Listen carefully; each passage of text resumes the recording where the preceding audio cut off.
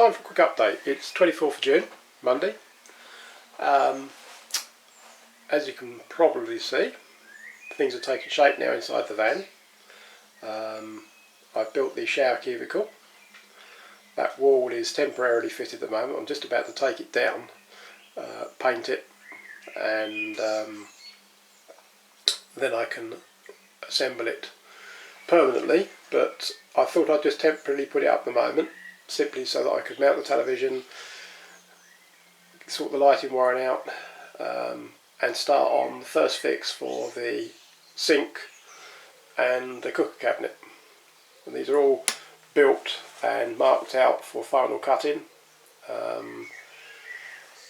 I've also mounted the television and the gas heater, and I need to cut a dirty grate hole out above where that light is, which is why that light's not working. It's disconnected, for a flue.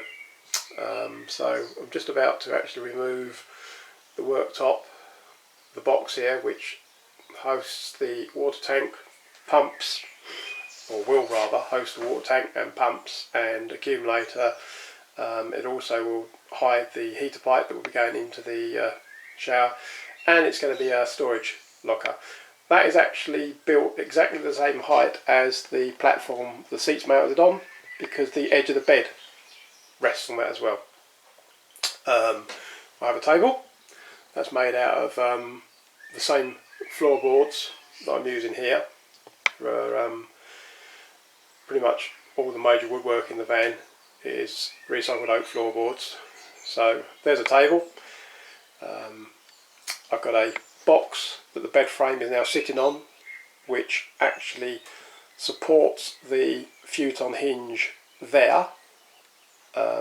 Oh, sorry, that's not, it's the top hinge. That top hinge there actually is supported on notches in the box there. There are some legs that fold down to support the centre hinge, and then obviously the edge of the bed rests on that shelf there. But I thought I'd just do a very quick film of what I've done so far in here, because we're getting close to the point where I'm going to be doing the final assembly. But we've been umming and ahhing about what to do with this piece of plywood that I've used to make this wall. It's composite, well, not composite. I'm not into spending stupid amounts of money on this really expensive low weight plywood. The plywood itself is fine. I just can't see 200 quid worth of Formica trim or Formica whatever it is that they cover them. It's just not worth it in my view. So that's a bit of 9mm ply. It's got an inch of Celotex on it, and it will have some white plastic cladding attached to the other side when I come to complete the shower, and that is as strong as it needs to be. And it's cost me a fraction of the price of this really expensive stuff. I just can't get my head around why it's so expensive. It's mad. You know, you could spend thousands and thousands on basically a dozen 8x4 sheets, and you could easily get through a dozen 8x4 sheets in a big van.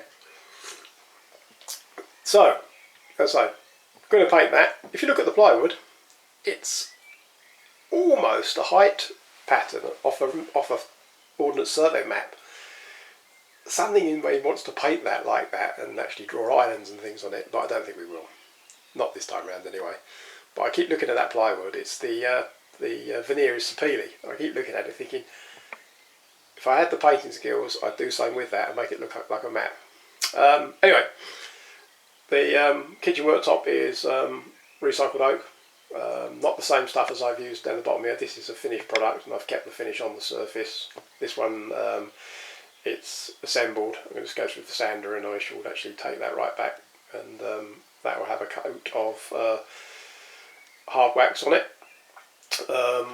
The edge of the left hand edge, you can see the burn marks from my saw. I didn't do saw blade. The left hand edge of the cooker cabinet is the pre-finished oak flooring. That's going to be cut back by about another 2 inches in line with the edge of the cooker and rounded off. And I've had to be very, very careful. There's been a lot of thinking going on behind the scenes.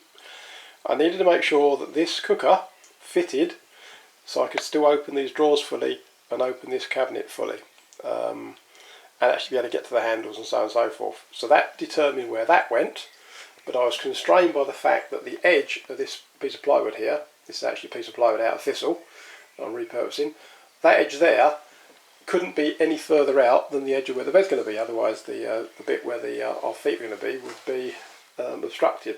So this all took a bit of thinking, and it does fit pretty much perfectly. I'm quite pleased that I haven't had to compromise there. We've got a reasonable sized worktop as well for the sink area. That's a B&Q sink, 28 quid or something like that, dirt cheap, no point wasting money on, I keep mentioning this, I don't see any point in buying all this campers specialist stuff for hundreds of pounds. I think it's a racket. I can't see the justification in it when perfectly good products off the shelf will do the job. So there we are, that's the current state of the build. Table, bed box, and so the bed itself needs a bit of trimming. I'm going to take some corners off there just because I think we're going to catch our legs on it. Shower cubicle is assembled and I'm about to actually start fitting that properly.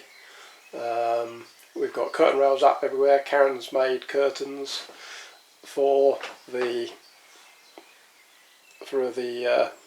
windows, or she's made a blind for the other window, and I've just built a headboard frame that's going behind the bed there, and Karen's going to cover that in the same material she's made the curtains. I've managed, this was a goal I hoped to achieve, to keep this yellow handrail. I had to trim back just one of the lathes of the bed, but it fits. It fits just where I wanted it, because we're both left-handed. It's useful to hang on to something like that when you're coming out of the vehicle. There's a fair height to this, 3 feet or thereabouts off the ground. And I've also temporarily put these back up. I wasn't going to keep them. I am still going to cover the ceiling in another layer of insulation, another inch of insulation, and I will drop these handhelds down. But it occurred to us, they are very strong. I can actually suspend my weight on these, and we can hang coat hangers up there. It'd be useful for drying jackets and coats and things. And the one above the sink, we can put some S-hooks up there once we're parked up. I wouldn't leave S-hooks up there during transit, they'd fall off. We can hang all sorts of things up there, tea towels and things like that. So I think we'll keep these and reuse them, even though I do intend to do something with the ceiling at a later date. As you can see, I've put some insulation up there already in those holes. But there we are. That's the current state of play on the inside of the van. And now I'm going to rip all this stuff out there. It's only temporarily put in, nothing's cut to final length yet. I'm going to take all this lot out, take that wall down and paint it, and at the same time I'm going to get on with some of the interior fit of the shower bathroom now. I need to run the extractor fan for the composite toilet, start mounting the sink, and consider where I'm going to put some of the final plumbing. Anyway, thanks for watching. I hope you're enjoying these so far. Goodbye.